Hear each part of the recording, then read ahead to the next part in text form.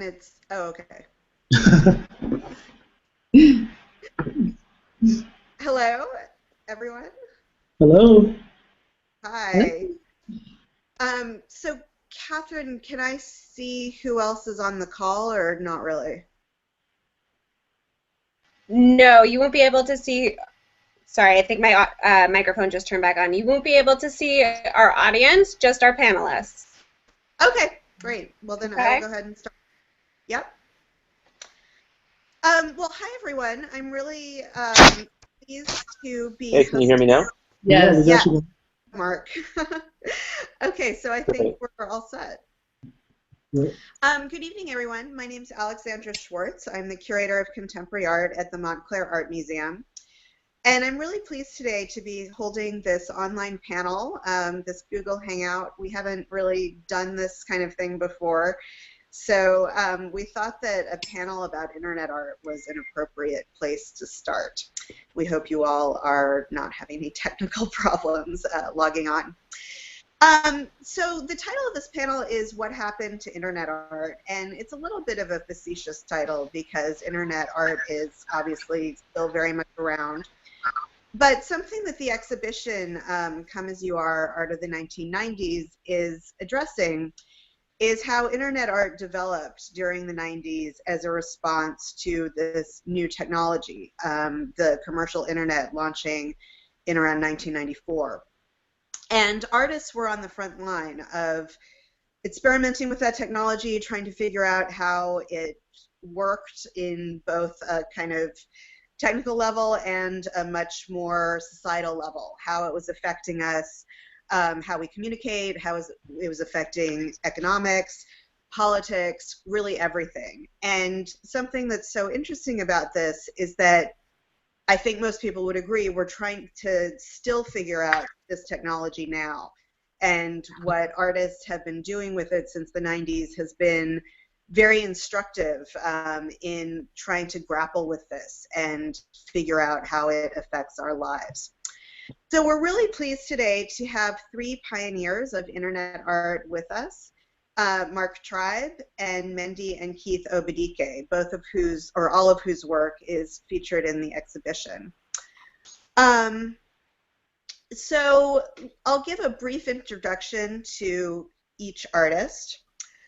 Mark Tribe is an artist whose work explores the intersection of media, technology, and politics. His photographs, installations, videos, and performances are exhibited widely, including solo projects at the Corcoran Gallery of Art in Washington, D.C., Momenta Art in New York, the San Diego Museum of Art, the Los Angeles Contemporary Exhibitions. He's the author of two books, The Port Huron Project, Reenactments of New Left Protest Speeches, Charta, 2010, and New Media Art, which came out from Taschen in 2006, as well as numerous articles. Tribe is the chair of the MFA Fine Arts Department at the School of Visual Arts in New York City. In 1996, he founded Rhizome, an organization that supports the creation, presentation, preservation, and critique of emerging artistic practices that engage technology. Keith and Mendy Obadike make music, art, and literature. Their works include The Sour Thunder, an internet opera from Bridge Records, Crosstalk, American speech music, also from Bridge, black.net.art actions, a suite of new media artworks published in Reskin at MIT Press, Big House, Disclosure, a 200-hour public sound installation, which was done at Northwestern University, Phonotype, a book and CD of media artworks, and a poetry collection, Armor and Flesh, from Lotus Press. They have contributed sounds and music to projects by a wide range of artists, including loops for soul singer D'Angelo's first album and a score for playwright Anna DeVere Smith at the Lincoln Center Institute. They were invited to develop their first opera masquerade by writer Toni Morrison at her Princeton atelier. Their other honors include a Rockefeller New Media Arts Fellowship, Pic Laudati Award for Visual Arts, a NYFA Foundation in Fiction, and a Vectors Fellowship from USC. Their intermedia work has been commissioned by the New York African Film Festival and Electric Arts Intermix. the Yale Cabaret, Whitechapel Art Gallery in London, the Whitney Museum of American Art, and other institutions. Their music has been featured on New York and Chicago Public Radio, as well as on Juno Radio 104.5 in Berlin. So thank you all so much for being here. I'm really pleased to be doing this tonight. So let's start off with a question kind of geared toward everyone, which is, could you just tell us a little bit of how each of you began working with the internet to make art? And whomever would like to start, please go ahead. Mark, you go first. Okay. Sure. Let's see. So I first got online in probably 1993 when I was in graduate school at the University of California, San Diego. That year was when I first really became aware of the internet. I started seeing mentions of it in the newspaper. There was this really wacky magazine called Mondo 2000 out of the Bay Area, and a not so wacky magazine called Wired. And there seemed to be this consensus that this was really before anybody had access to the World Wide Web on a mainstream basis. It was rather difficult to use platforms like Telnet and Gopher, and most of the discussion I was engaging in was on Usenet News. It took me a long time even to figure out how to get online, besides America Online, which was totally lame. Anyway, so I set about trying to read.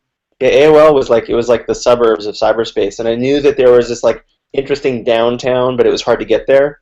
But I finally kind of got downtown, and I also set about to read all of the cyberpunk literature I could get my hands on. And I'm sure like the best known cyberpunk novel is William Gibson's Neuromancer.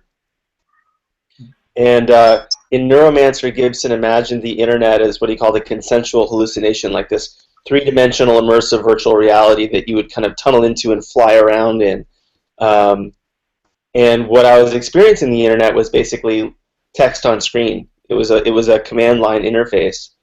And then in like early 1994, I was on some weird like bulletin board service, and I found this software called Mosaic that I could download, and it was a web browser, and I downloaded it, and there was this little animation of Al Gore, like introducing me to the internet, and suddenly, I mean, it sounds goofy, but suddenly the internet became a visual medium for me, right? There were images, there was sounds, there was a little animation. I mean, it took like 3 minutes to load, but this little like postage stamp sized animation.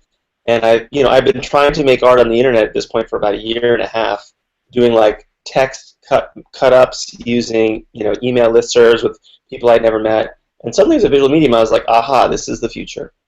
And I guess I'll end my anecdote there and maybe pick it up again after Keith and Mindy have a chance to say how they first encountered it. Thank you. Yeah, for us, well, I think Mindy was online first, right? 94, 95? Yeah, 95. Yeah, 94, 95, that's right. But I was trying to, like, get you to do things with me online. And yeah, and at first I wasn't interested at all. I was just like, what am I going to do with this?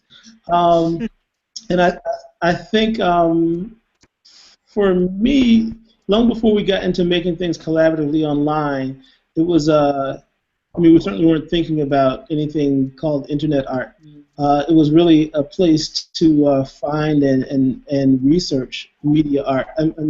So the first artists we saw online were kind of old school. I guess now we call them sort of transmission artists, right? So we were looking at a lot of European radio art, Australian sound art. We were looking at that kind of stuff. And we were talking to those folks and just trying to make our way through those worlds. And so it was really a place to sort of connect with other media artists. And it was so this was 95, and it probably wasn't until 96 that we really started looking at sort of work kind of made for the internet.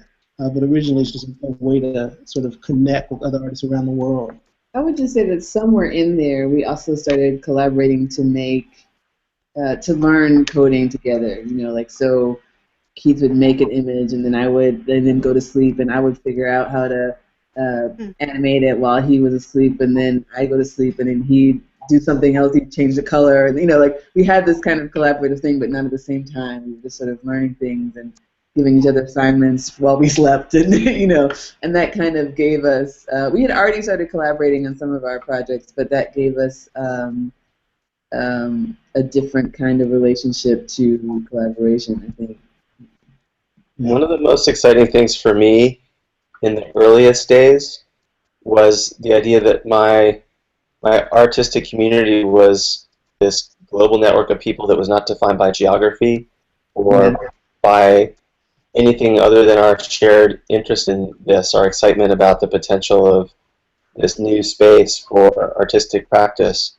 And because previously it had been people in my neighborhood, basically, or in my city, and when I was living in places like San Francisco and San Diego, that was pretty limiting, and suddenly I had access to this kind of distributed, global, emergent community, and that was really exciting. And there were some really smart, interesting people communicating mostly in writing with each other, mostly via email. Huh. So could you all talk a little bit more about how those initial connections developed and what were the conversations like? Like what was that dialogue? Because I think it's interesting to think back to that time when even just how to use the technology was such a so nascent and you were just figuring it out. What was that community saying when you first began to see it develop? I think my sense of it is that it was really kind of diverse, in terms of like where we were making community online. Because on the one hand, we did feel like we could write people who we were interested in, and it didn't feel like now people feel like their email is some kind of personal space, like calling someone on the phone. But at that point, I didn't feel that personal. It felt okay to sort of communicate with people that you didn't know that well. But at the same time, I think some of my sense of how to connect to a larger global community was also still through some people that we knew locally, too. I mean, there were still kind of local pathways to global communication sometimes. Well, certainly. I mean, we found out about Mark and what he was doing at Rhizome, I guess through Alex. Right. So in the 90s, we were living in North Carolina, and we weren't really connected to a large creative community outside of that world. We were both in school, and Mindy was in school with Alex Galloway, who was connected to Mark and Rhizome, and so that's really how we got connected to the Rhizome community. So those local connections, as Mindy said, connected us, to bigger creative communities. Yeah. I would say one thing that it's hard for me to characterize the emails. They were mostly emails, except to say that they were pretty. A lot of them were funny and weird, and there were people using email as a medium for performance art, in a way. Mm-hmm. Once there would be a community discussion rolling along, there would be people who would create identities and perform them online. So, for example, there was this fictional pair of Japanese electronic musicians named Meiko and Ryu, and they would go on various email lists. There was a kind of network of email lists like NetTime and Rhizome and a few others, and they would go onto these email lists and they would basically make fun of people in this kind of mock Japanese pidgin English, and it was really hilarious and really scathing. And then on the other hand, you'd have very serious, often Eastern European people writing in a kind of post-Marxist theoretical aesthetic discourse. So this sort of, and then just a lot of artists trying to promote their stuff. But one of the ways in which it was different from what you see now, in which there are fewer central platforms, and it's this incredibly distributed conversation that floats between Twitter and various websites and Hyperallergic and Instagram, and it happens a lot via media other than text too. back then there just were way fewer distractions.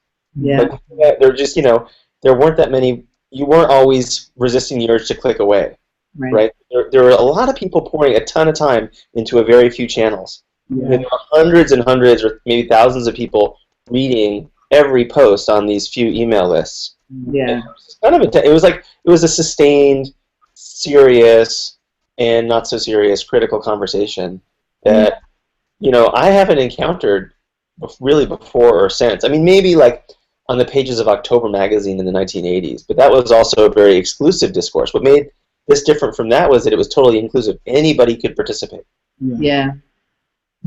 How long did it take for this community to develop? I mean, it sounds like you all started using it around 94, 95, but when would you say that it really kind of got going as an entity that you were a part of and wanted to be a part of, and there were exciting things happening? Well, there are different communities, so there, and Mark can certainly speak to how Rhizome functioned, but there were a couple of communities that were based in different countries around the world, but that had like centers that went out globally. So they were kind of different times, I think. Yeah, so, I think at the time we didn't really feel like we were necessarily a part of any of the communities that we were dipping in and out of. We were just sort of, dipping in on other people's conversations that were centered in kind of major cities, usually around the world, right? And so we were sort of on the outside, and we would sort of dip in and out of these conversations that were based around cities, but also certain aesthetic concerns. And many of these conversations have been going on, maybe for 10 years in some other form, right? Mm-hmm. So, like the Australian sound artists that we referenced before, that sort of group of people had been in dialogue long before these sort of chat rooms and listservs started popping up in the mid-90s. Mm-hmm. Yeah, so in my experience, it was partly in the wake of the collapse of the Soviet Union, right? So the Soviet Union really collapses in 1989, and the internet emerges 4 or 5 years later as a popular medium in which all these artists are, participating. So there was a big influx of people that, like, academics and artists who had just spent the first part of their lives, under Soviet communism, or in very near it in places like West Germany and Austria. And so there's a lot of debate about what the future of this space was going to be and how quickly it would be appropriated by capital, and what was known as the California ideology, this kind of techno-libertarian idea that was epitomized by some of the people that were writing for Wired about how technology would set us free, and it was sort of like foreshadowing neoliberalism at the time. And so, but how quickly did it happen? I went to a conference in Amsterdam in 1995 called The Next 5 Minutes, and I would say it was like fully formed by 1995. So within a couple of years, really. Yeah, within like less than a year of web. I mean, because the web was like Mosaic debuted in 1993, but it took about a year for there to be even a few websites. Like, it wasn't really 94, 95 was when you started to see websites popping up. Like the first webzines and the first websites that were just created by people or small institutions. And so, I mean, it was incredibly rapid. It was like there was a vacuum and suddenly everybody rushed in. Yeah. But I also think maybe those moments feel like, even within something that was fully formed, like a couple of years later, people felt like they couldn't get into the conversation. So like there were a lot of moments within that time. Sure. That's interesting. So I'm wondering if you could all talk a little bit about what your first projects, experiments that you would consider part of your art practices came about using the web or other digital technologies. And Mark, if you could talk a little bit about Rhizome and how that fit into your practice, and that in and of itself too, that would be great. Okay. Should I start then, Keith and Mindy? Yeah. Okay. So the first website I made was in the summer of '94 as an online catalog for a collaborative art project that had to do with new media. and we were making a print catalog, and I just discovered the web, and I was excited about it. And I realized you could view the source code of any web page, copy it and paste it into a new document, change a few words, and there you had a web page. So I was like, I can do this. I can make a catalog, an online catalog. So that was my first website.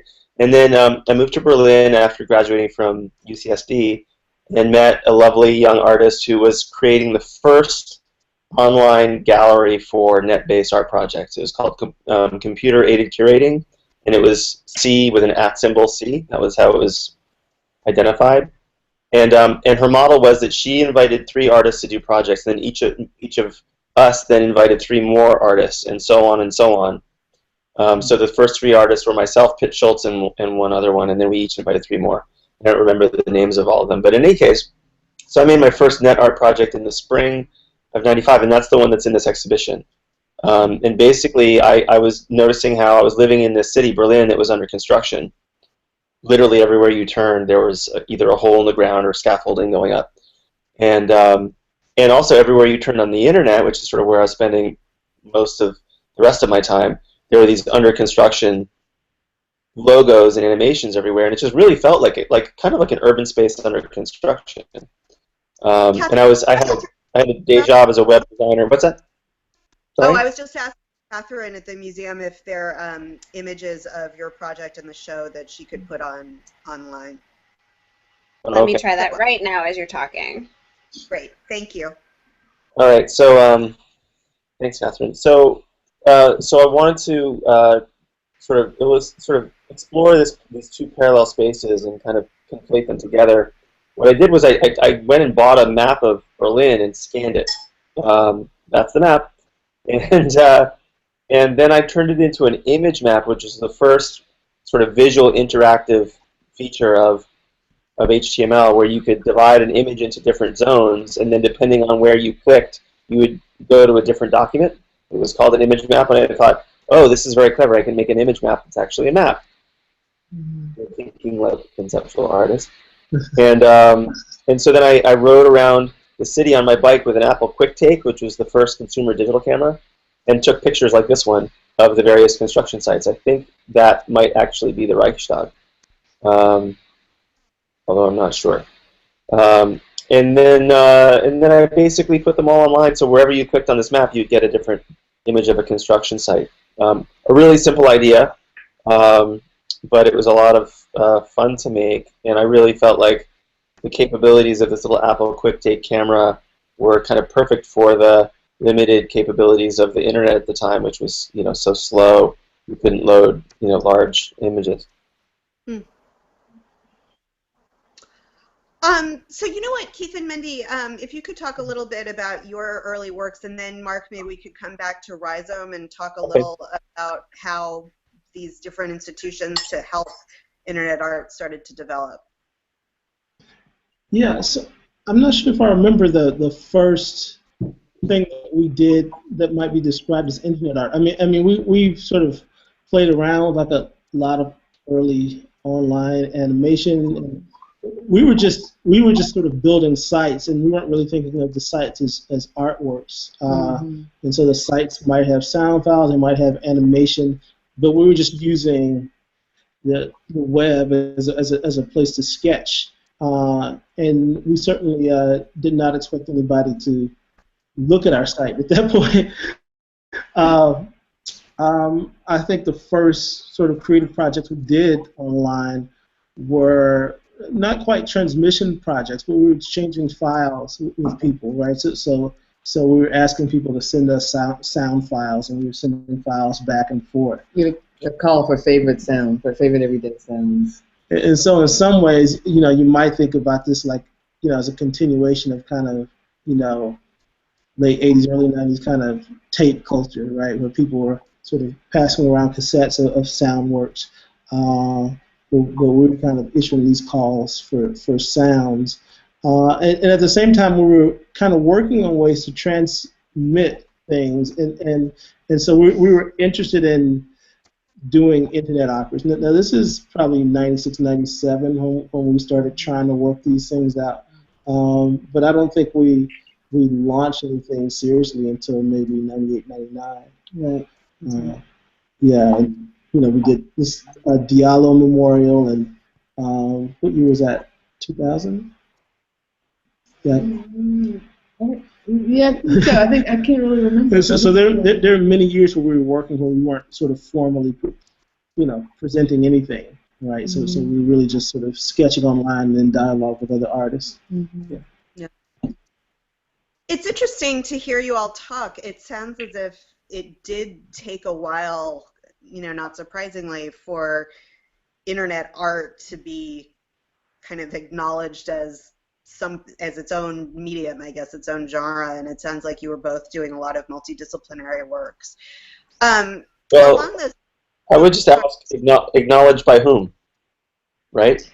By people in the community, even, or no? Yeah, so like there was a sense though that we got that it was art and that it was important, and that you didn't. And pointing at you as like an old school museum curator, but there were a few pioneers in the curatorial scene who got it quick, like David Ross, who when he was the director of Whitney, they acquired an internet artwork by a transmission artist, actually Douglas Davis, in 1995. But yeah, there was a real sense of like being marginalized, and like sort of to some extent like instead of like banging at the gates, we were like let's make our own art world. Yeah. Interesting. Yeah. Yeah, we were. So talk more about that. Yeah, I'd love to hear more about that. Well, I was going to say we were not at all, because of where we were geographically, but also just because of the other projects we were looking at, we were not at all thinking about, hey, let's do the stuff online until museums come calling. Yeah. It was not. That was not part of the like looking at operas until the museums knocked down our door. It wasn't really.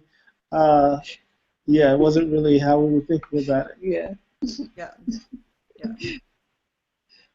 Okay, so could you all talk more, and Mark, maybe this would be a good time for you to talk about the origins of Rhizome, about, apart from old school museums, what were the institutions that were helping people just get their work out there and that began to spring up, or anything from the conferences that Mark mentioned to other things? Like, what were the ways in which people were connecting? Well, so yeah, in the early days, there was very little institutional support, and it primarily came from the European media art and electronic art festivals, like Ars Electronica, for example, the Dutch Electronic Art Festival, the European Media Art Festival, and here in the United States there was SIGGRAPH, which is basically a huge computer graphics conference that has so much money that they also have a pretty robust art component. And then there was also ISEA, the Inter-Society for Electronic Arts, which has a symposium, like an international symposium every other year. So that was the main form of institutional support. But really, we were creating our own micro institutions. When I moved to New York from Berlin in the spring of 1996, having started Rhizome in Berlin, but wanting to establish it as an organization and an entity in New York, there were already probably close to a dozen groups, including The Thing and ArtNet Web and various other AdaWeb that were in various stages of starting up and operating to create different kinds of platforms for artists to make work. So like AdaWeb was was the one that was closest to the art world establishment. They had Benjamin Weil as their curator, and he had sort of mainstream museum posts before, and they were commissioning projects on a kind of foundry model print workshop model. So they would invite really well-known established artists like, say, Lawrence Weiner to do their first net art project and make it for them. Mm-hmm. That always seemed kind of like a queer model to me. Queer is the wrong word. An unfortunate model for me, because there were so many artists that were themselves, figuring out the technology on their own and being creative with it, like Heath and Mendy, that it seemed weird to have a bunch of paid programmers making websites for people that weren't really involved in the net art scene. The model of iBeam and Rhizome and a few other organizations seem to have more integrity to me. where we're basically creating a platform for artists that were already doing this stuff on their own. Hmm. And Mendy and Keith, what were your kind of early interactions? Like, which institutions did you find you were following the most? Yeah. I mean, I think I would say that we were moving through many different kinds of institutions, and some of that was just based on the nature of our work. So because we spent some of this time, some of the 90s, we were in school, and so, like one of my sort of professors during this period was like an old school computer graphics person, and so that had an influence on us, right? So we, while we were certainly interested in, Rhizome and a lot of the new media organizations, we were also kind of watching, ICEA and CGraph and those kind of groups. But the kind of work we were making was probably more in line with, a lot of the sort of radio art and transmission art organizations, and there weren't really, at that point, there was no sort of American parallel to a lot of the groups sort of working in Austria. So we often found ourselves sort of trying to connect the dots between a lot of these groups. Like, this is later. This is the early 2000s. Like, when we worked with Electronic Arts Intermix, right? So that was an older sort of media art organization, but we often found ourselves sort of taking these sort of transmission projects to an organization that had been doing video art, or taking a performance work to an organization that had been doing really some other kind of not live new media work. So yeah, we often find ourselves in between groups. And I think it's always been part of our interest, although maybe not always stated for us, to make some kind of conversation happen between the kinds of things that we were following. Like so what Keith was saying, like placing these different groups in conversation. Some of them were already in conversation in some way, but for some it felt somehow uneasy, and it was important for us to put those things together. Yeah.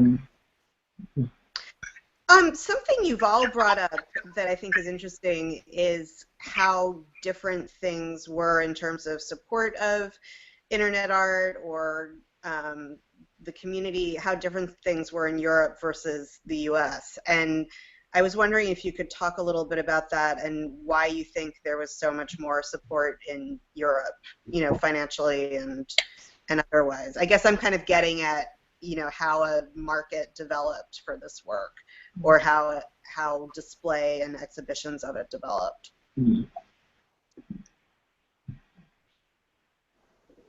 Well, of course, it was very anti-market. I think in some ways it's still kind of different, but.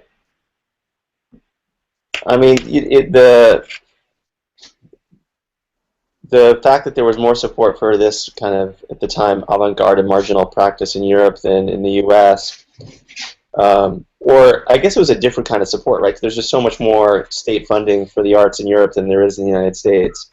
So what happens in the U.S. tends to be more grassroots, more self-funded, or attempts at making money, which often fail. But people will start something with. Actually, Rhizome started as a .com. It started as a for-profit initially, and then flipped after 2 years into being a nonprofit. But there's still. Although we're just now this year starting to see a few so-called post-internet artists becoming, collected. It's still pretty marginal. And even if you look at what's being collected, like Petra Kortright, it's her oil paintings, her sort of pseudo oil paintings, more than anything else. Not going to be some kind of really ephemeral online performance. Yeah, interesting.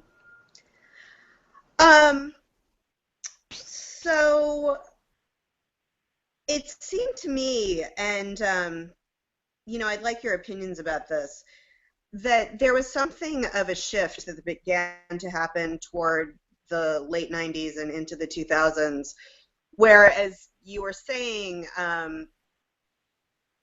there was kind of less of a focus and correct me if I'm wrong, this is my theory, there was maybe less of a focus on work that lived exclusively on the internet, and it was being integrated more into objects or, Mark, as you mentioned, paintings, that kind of thing.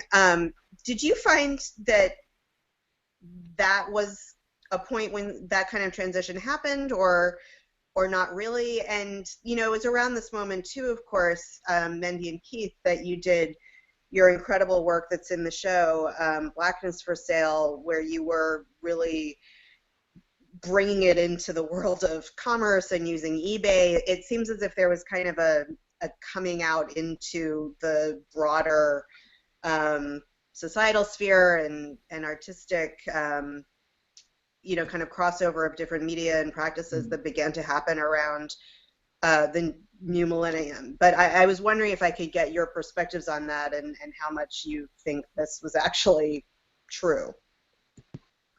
Yeah, well, I think we'd always been trying to sort of work between the physical and the online world, so we were never making exclusively sort of internet-based pieces. And even when we did Blackness for Sale, at that point we were kind of responding to other people who were doing sort of internet art projects, but we were also, there was a whole conversation going on around eBay. So there are a number of eBay projects that we saw our project responding to. A lot of sort of corporate interventions were happening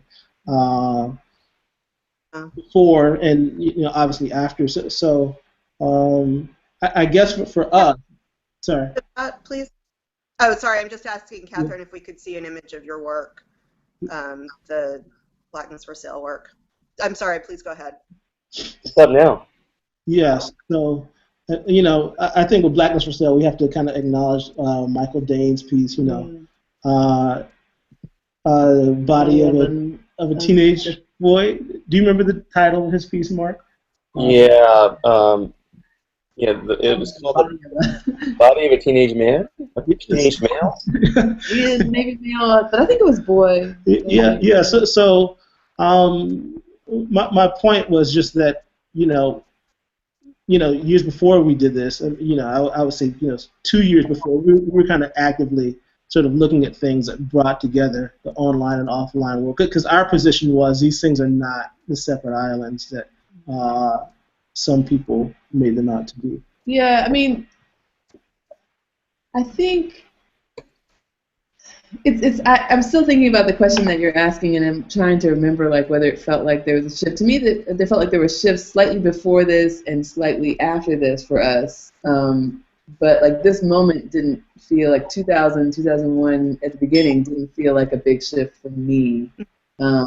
Maybe we started having more conversations with people in the net art world, but I felt like at that point we had started to be able to make some conversations happen between questions about Black art, conceptual art, net art, happen in the same places. Well, I would also say that for us, from the beginning of kind of making things online or anywhere else for that matter, we always saw ourselves in this longer tradition of media art. And around that sort of 2000 point, I think that's when a lot of people started looking at internet art and thinking about how it related to Fluxus media art projects and things like that. And I didn't really feel like that was happening before. I think artists were thinking about it, but I don't think critics were trying to figure out how sort of early net art related to stuff that was happening in the 70s. But we were always kind of describe Blackness for Sale a little bit for people who maybe haven't seen it or haven't seen it in a while? Yeah, so Blackness for Sale was a project where we offered my Blackness for Sale on eBay for a number of days, and eBay stopped the auction after I think it was 4 days, and we posted it with a list of benefits and warnings. So that was essentially the piece, and it continued even after eBay pulled the project. It continued in a number of kind of dialogues that happened sort of in our inbox and on a number of other sites. But for us, Blackness for Sale, we were doing a number of things that were kind of about identity or kind of visualizing color online. Mm-hmm. Yeah. And Mark, what's your perspective on this question? Your theory? I like your theory. I'm just testing it. No, well, I mean, it's basically accurate that there was a period in which people were really interested in art that happened online. That was actually MTAA's kind of classic definition of internet art. It was a animated GIF that showed these two computers, and there's a line connecting them that represented the network. And then there's this little flashing lightning bolt, and the caption was, "The art happens here." The art happens in the network. So net art isn't something that happens, that it exists on one computer or another computer. It's not even like a software object, but it's actually something that happens. It's like a happening, which ties back to conceptual art and performance art. That it's not even a discrete piece of software or digital content in the way that, say, video is. So that's kind of interesting. And there was a distinct shift to the current moment that's, for better or for worse, known as post-internet art, in which there's a real emphasis on the production of physical objects that are in some way, in the spirit of the internet, or have an internet state of mind, as the curator Robin Peckham put it. So, when did that shift take place? I think it was pretty gradual. I think it probably begins with the bursting of the dot-com bubble in the spring of 2000, and that's sort of where, I think net art, if you could try to bracket it as a art historical avant-garde or neo-avant-garde movement, chronologically, it begins around 1994 or 1995, really 1995, and then ends sometime between 2000 and 2003, and then but it continues. More and more artists are making work online all the time, but it ceases to exist as a self-conscious movement. And then sometime around, I don't know what year, 2013 or so, this new meme emerges of post-internet art. Maybe it's even 2000. It was either 13 or 14. But that's when really it was like no longer about making work that existed primarily online. It was more like this sort of. There's also this idea of the new aesthetic, this term that was coined in, I think, 2012, which is sort of about echoes of digital culture in the physical world. So that sort of then bleeds into this idea of post-internet. Yeah, there's been a lot.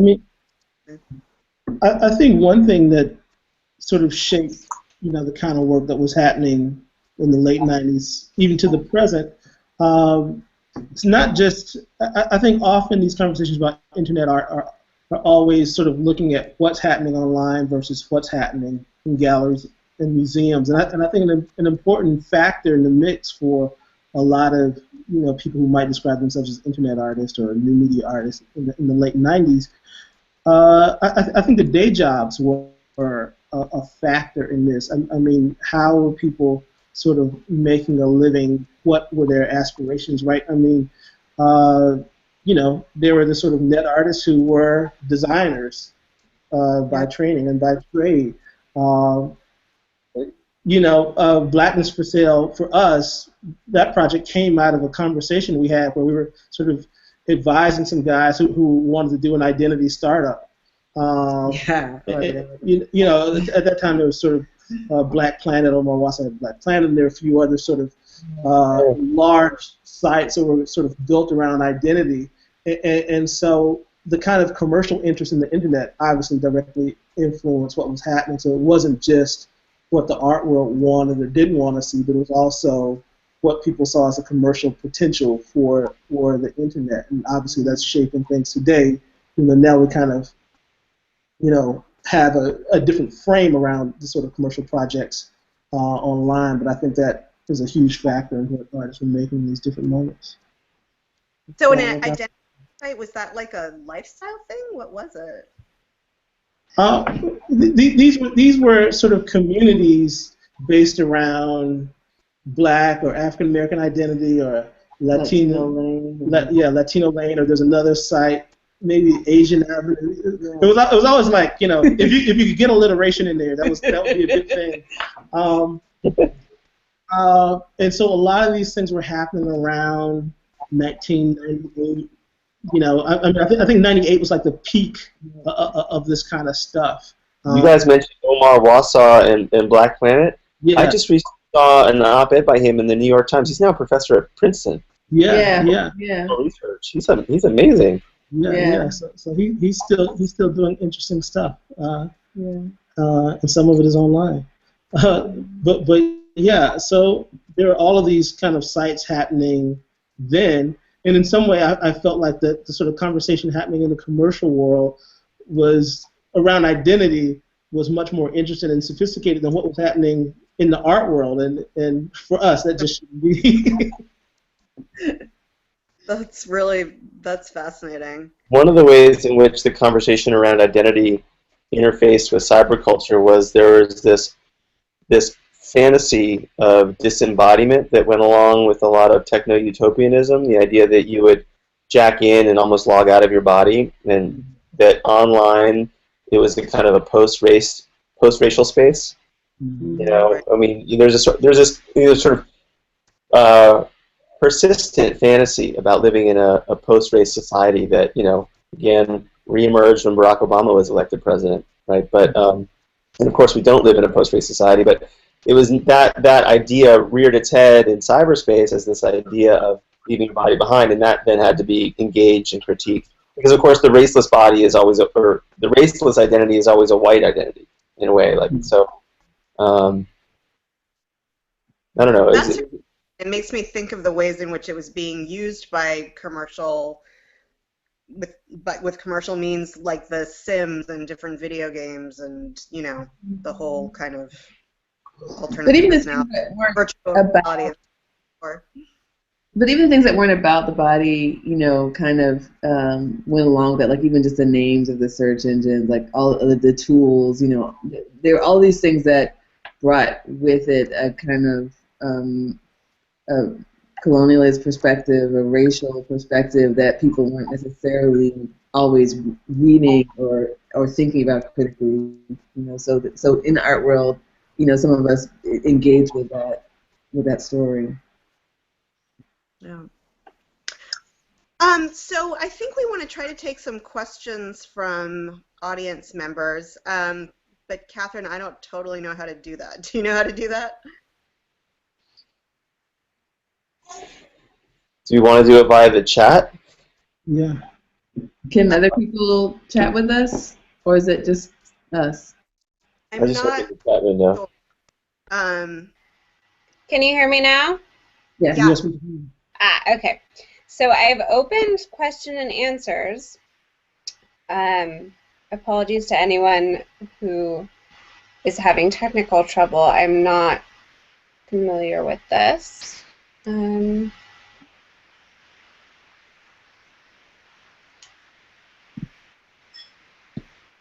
Nothing has come up yet. Okay.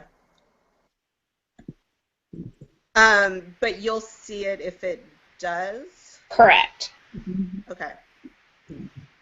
Well, I've got a couple of other questions to put out there if we don't get an audience question. I'm wondering what, kind of looking back on this period, the 90s and the early 2000s, and it's starting to be historicized a little bit by things like the Come As You Are exhibition. Do you see it as a distinct phenomenon? Like, how do you feel as if it's continuous with your current work or not continuous? Do you feel as if it's too early to be trying to historicize this period, or do you kind of see it as something that's part of the past, either in your own practices, or is it different enough from how you're using these tools now that it does or doesn't make sense to kind of see it as a discrete era? I think it makes sense because, not so much because of, you know, how it's different, how that period is different for us individually, but I think the community is different. Like, the nature of the community is different. People that we knew working then, some of them are making the same work they were making, but I feel like that conversation from that time of the 90s has, I don't know how to say what I mean, but I feel a closeness to people who are working in that way, in that moment. And we just run into a number of people for the first time physically that we knew online. And there's a way that, even people who are doing work that's like our work, later, it was a different relationship. I don't know if that's being tangible, but I definitely think there's a community from that moment, across places. Yeah, I mean, to me, it seems like there's a distinct end to that time. I mean, we are still exploring some of the same questions, but for us, that time is important, really in helping us figure out our relationship to media, figuring out our relationship to the traditions that we talked about, be it transmission art or sort of media art more broadly. So we worked out a lot of those things then that are really important for what we do today, even though we're not sort of making online stuff today. So yeah, for us it was an important time, and we're certainly not the ones to sort of historicize what we were doing in that time. I don't think we have that kind of objectivity, but it is interesting to sort of look back. Yeah.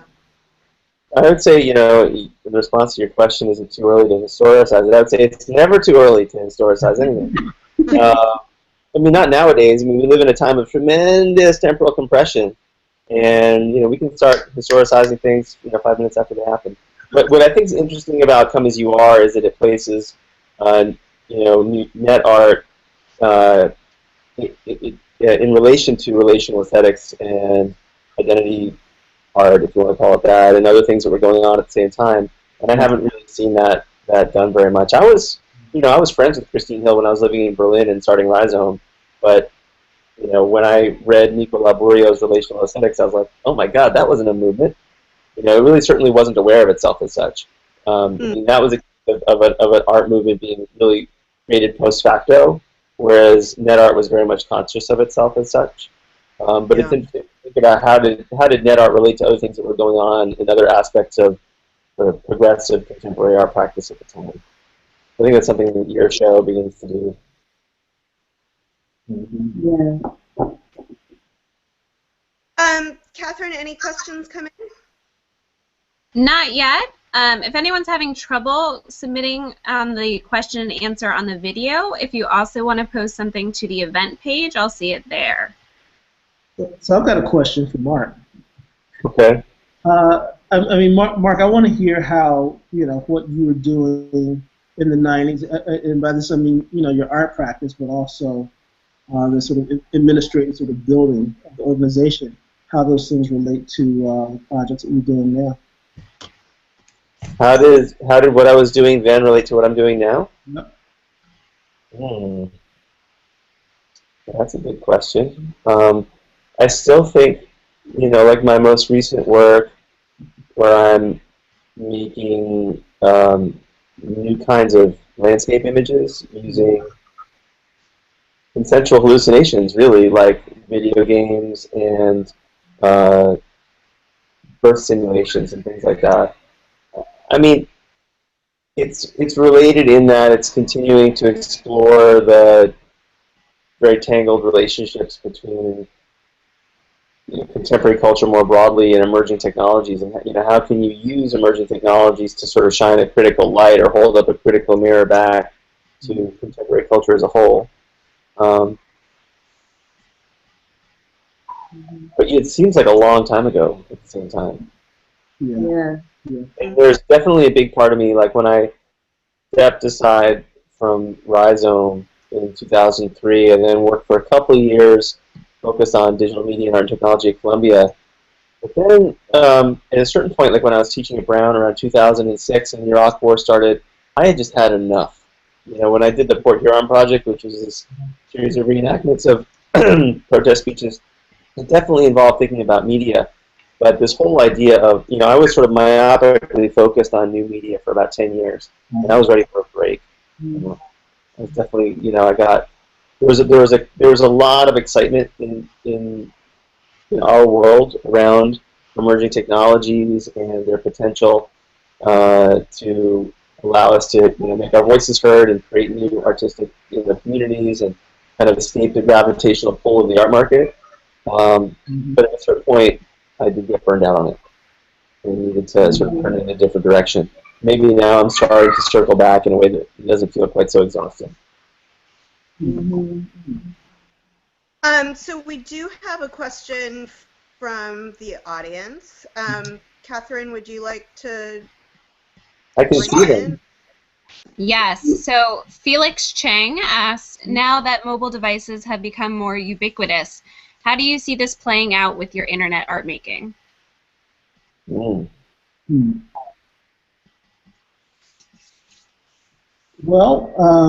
I guess I'll say we're not making internet things now. We're still thinking about place and places that are in between places. Those things those issues still show up in our work. I don't think we're making anything for mobile devices right now. I mean, it's not that we haven't thought about making things with mobile devices, but I don't think we ever really thought about the devices first. I mean, I think we thought about the conversation we wanted to engage in, or like a lot of some of our earliest stuff, and maybe this was a thread throughout, was about like talking about how media was being understood through like having an artistic response through the medium, but not really about the technology itself. You guys can see the questions if you click on the little Q&A link on the left side of the screen. There's a little Q&A tab. Thanks, Mark. You don't see it? If you kind of move your mouse way over to the left side, these little buttons come up, and there's one that says Q&A. We don't have a Q&A button. Oh, all right. Well, yeah. I don't have. Then I can introduce the second question, if we'd like.